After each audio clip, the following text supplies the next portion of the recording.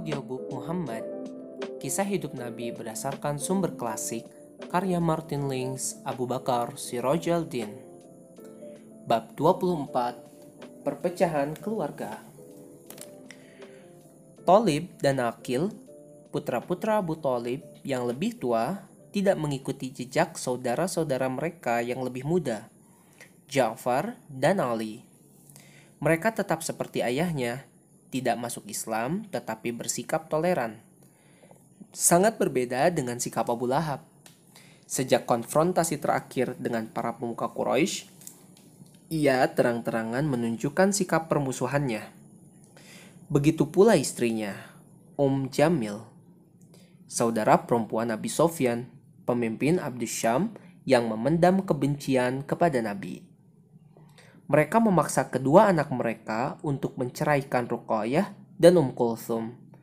Tidak dapat dipastikan kapan pernikahan itu berlangsung atau apakah mereka masih dalam taraf pertunangan. Namun, rasa puas Jamil atas perceraian ini pudar ketika ia mendengar keponakannya yang kaya raya dari Bani Umayyah, Utsman bin Affan, telah meminang Ruqayyah dan menikahinya. Pernikahan ini sangat membahagiakan Nabi dan Khadijah. Putri mereka bahagia dan menantunya itu tidak hanya setia kepada istrinya, tetapi juga kepada mereka. Ada hal lain yang juga membuat mereka bersyukur. Ruqayyah adalah putri mereka yang paling cantik dan wanita tercantik pada masanya di seluruh Mekah. Dan Utsman, pria yang sangat tampan. Melihat mereka berduaan merupakan suatu kebahagiaan. Allah itu indah dan mencintai keindahan. Tak lama setelah mereka menikah dan saat keduanya tidak berada di Mekah, Nabi mengutus seseorang menemui mereka dan orang itu kembali lebih lama dari yang diperkirakan. Ketika ia mulai mengajukan permohonan maaf, Nabi memotongnya. "Aku tahu apa yang telah menahanmu lebih lama. Engkau berdiri di sana menatap Utsman dan Ruqayyah. Engkau terpesona oleh keindahan mereka." Bibi Nabi, Arwa, kini berencana masuk Islam. Keputusannya itu disebabkan putranya, Tulaib, yang baru berusia 15 tahun, telah menyatakan keimanannya di rumah Arqam. Ketika Tulaib menceritakan kepada ibunya berkata, "Jika kami dapat melakukan apa yang dilakukan orang-orang itu, kami akan melindungi putra saudara kami." Namun Tulaib menolak ketidakjelasan sikap semacam itu dan berkata, "Apa yang menghalangimu untuk masuk Islam dan mengikuti Nabi? Saudaramu, Hamzah, telah masuk Islam." Ketika ibunya beralasan hendak menunggu saudara-saudara perempuannya, Tulaib memotong perkataannya. "Demi Allah, aku memohon agar engkau pergi dan memberikan salam kepada Nabi. Katakan bahwa engkau mempercayainya dan bersaksi bahwa tiada Tuhan selain Allah." Arwa melakukan apa yang diucapkan anaknya itu. Setelah melakukannya, ia berani menentang perlakuan saudaranya, Abu Lahab, terhadap keponakan mereka. Mengenai kerabat Khadijah, tak lama setelah Islam tersebar di Mekah, saudara tirinya Naufal menjadi musuh Islam yang paling jahat dan kejam. Namun, hal itu tidak menghalangi putranya, Aswad, untuk masuk Islam, sehingga Khadijah dibenci oleh Naufal. Namun yang sangat mengecewakan Khadijah, keponakannya yang tersayang, Abu Lash dari Bani Abdus Syam, yang telah beberapa tahun menjadi menantunya, belum masuk Islam, sementara istrinya Zainab telah memeluk Islam. Kini ia didesak para pemimpin kabilahnya untuk menceraikan istrinya itu. Bahkan mereka menyarankan agar ia mencari wanita yang terkaya, terbaik nasabnya, dan tercantik di Mekah. Mereka berjanji akan berusaha menyelenggarakan pernikahan tersebut asalkan Zainab dicerai. Namun Zainab dan Abul Ash saling mencintai. Zainab senantiasa berharap dan berdoa agar suaminya mau bergabung dengannya dalam Islam. Sementara Abul Ash dengan tegas mengatakan kepada kaumnya bahwa dirinya telah mendapatkan istri pilihannya dan tidak menginginkan yang lain. Hakim, keponakan Khadijah yang lain, putra saudaranya Hizam, yang hampir 20 tahun lalu memberinya Zaid, Sebagaimana Abul Ash tetap bersilaturahmi dengan bibinya dan keluarganya, sekalipun belum berpaling dari Tuhan-Tuhan yang disembah kaum Quraisy. Sementara Khalid, saudara Hakim, telah masuk Islam. Sesungguhnya engkau tidak dapat memberi petunjuk orang yang kau cintai, melainkan Allah lah yang memberi petunjuk kepada siapa saja yang dikehendakinya. Quran Surah 28 ayat 56. Kebenaran yang dinyatakan ayat ini terus-menerus diulang dalam Al-Quran. Kendatipun wahyu semacam itu membantu meringankan beban rasa tanggung jawab Nabi, hal itu tetap tidak menepis rasa sedih atas permusuhan sepupunya, Abdullah dari Bani Makhzum. Kasus lain yang barangkali lebih menyedihkan beliau adalah Abu Sufyan, anak pamannya Haris. Ia juga saudara angkat, sepupu, dan pernah menjadi temannya. Beliau berharap Abu Sufyan mau menerima dakwahnya, namun sebaliknya justru memicu perpecahan di antara mereka.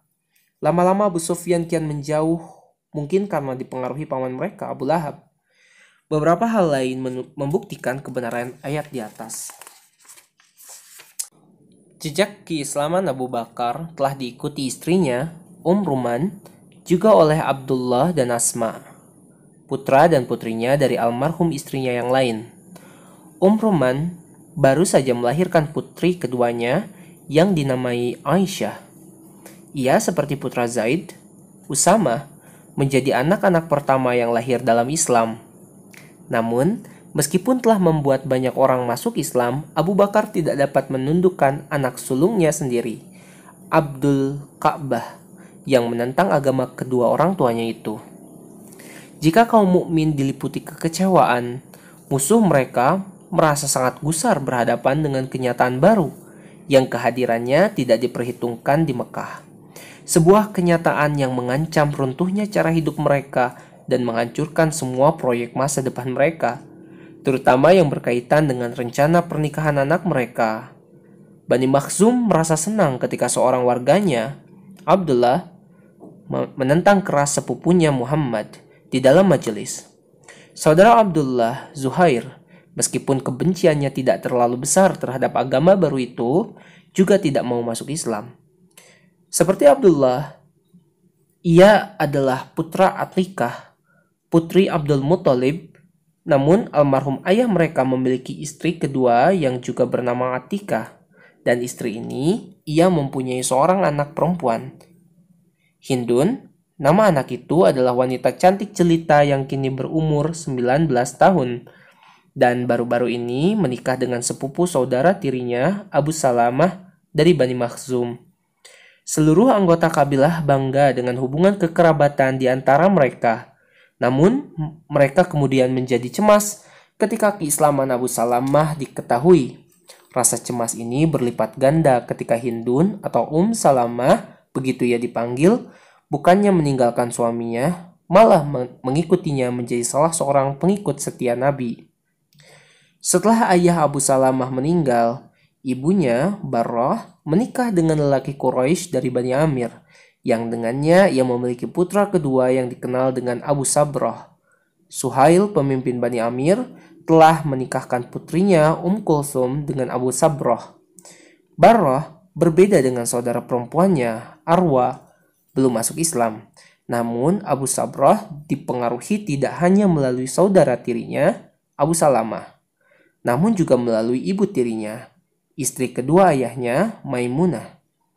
Kepada Maimunah dan ketiga saudara perempuannya itulah, yaitu istri-istri dari Abbas, Hamzah, dan Ja'far, Nabi mengatakan tentang mereka, sesungguhnya mereka adalah orang-orang mukmin sejati. Pernikahan Maimunah membawa pengaruh munculnya iman yang kuat di kalangan Bani Amir. Suhail memiliki putri lain, Sahlah, yang menikah dengan Abu Huzaifah, putra pemimpin Bani Abdusyam, Utbah. Kekuasaan Bani Amir meningkat pesat dan pernikahan ini dianggap sebagai sebuah keberuntungan bagi kedua kabilah tersebut. Namun tidak lama sesudahnya pasangan itu masuk Islam. Lalu mereka diikuti oleh pasangan lainnya, Abu Sabrah dan Kulthum. Suhail telah kecolongan dua putrinya yang masuk agama baru dan dua menantu pilihan. Ia juga kehilangan tiga saudara lelakinya, Hatib, Salid, dan Sakran, juga istri Sakran, sepupu mereka Saudah. Dan yang terburuk bagi Suhail adalah putra sulungnya, Abdullah, juga menjadi pengikut setia Nabi. Abdullah berharap agar suatu hari ayahnya akan bergabung dengan mereka. Nabi sendiri berharap demikian karena Suhail lebih taat dan cerdas dibandingkan para pemimpin lainnya, dan juga dikenal orang yang suka melakukan uzlah spiritual. Namun Suhail justru menunjukkan dirinya meski tidak kejam tapi tegas sebagai musuh penentang keyakinan baru itu. Dan ketidakpatuhan anak-anaknya tampak membuatnya semakin keras. Di kabilah Abdus Syam, Abu Huzaifah bukanlah satu-satunya putra pemimpin yang berani menentang otoritas orang tuanya. Khalid, yang bermimpi Nabi menyelamatkannya dari api, telah masuk Islam secara sembunyi-sembunyi. Ketika ayahnya mendengar hal itu, ia menyuruhnya untuk murtad. Khalid menjawab, "Lebih baik aku mati lebih cepat daripada murtad dari agama Muhammad." Segera ia dipukul tanpa ampun dan dipenjara dalam suatu ruangan tanpa makanan dan minuman.